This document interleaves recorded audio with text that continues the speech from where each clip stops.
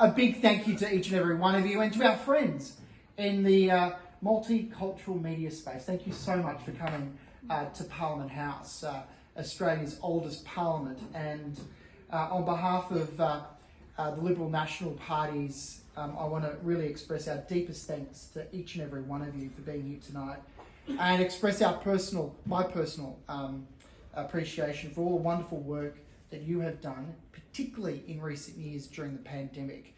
And I think the level of communication that you provided our multicultural community groups has been outstanding in recent times. And thank you as our current Shadow Minister and former Minister. We'll be back bigger, better and stronger, I promise. Thank you for your service over those many, many years. I'm not only the Liberal leader, I'm also the leader of the opposition, and I acknowledge our National Party colleagues who are here tonight as well. We live in the greatest multicultural society on earth, and we live, I think, in the greatest country on earth. We are so lucky to have three important foundational pillars in our society. We've got the oldest continuing civilisation of the world, our Indigenous brothers and sisters who've been here for over 60,000 years.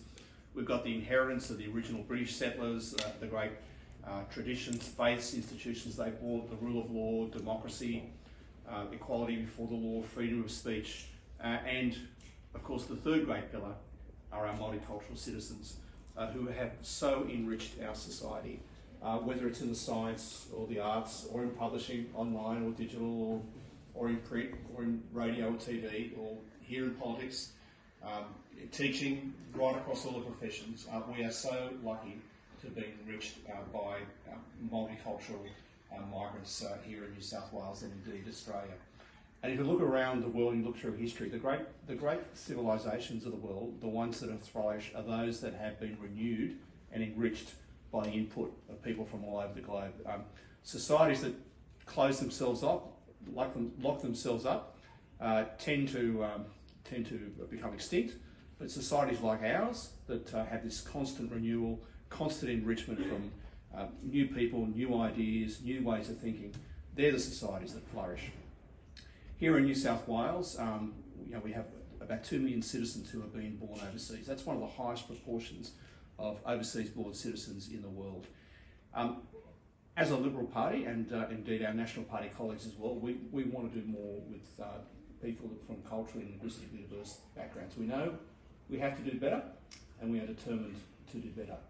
Because if we are to, it's a two-way street. If we are to win the election in 2027, we have to be on the ground listening to communities right across New South Wales. And at this part of the election cycle, that's what we're doing. Making sure that it's not a top-down approach to policy, but hearing from people at the grassroots what they want, what they need, what's affecting their families.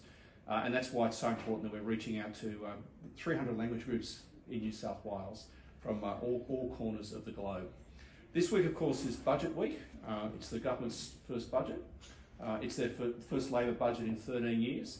Our job is to hold the government to account, to critique what they have done, and to come up with an alternative set of policies in 2027. And in the meantime, come up with policies that hopefully are good and they will steal from us. And if they steal our policies, that's a good thing. We know that families are struggling. We know that whatever your cultural and linguistic background, you're probably affected by a cost of living crisis that's afflicting people right across New South Wales. Not just in areas that are traditionally regarded as from poorer areas. I've been with some MPs here to what are said to be more affluent parts of Sydney, and I've seen stories of people who are struggling, people who are buying sausages instead of steak, or cutting back on food even in parts of the North Shore.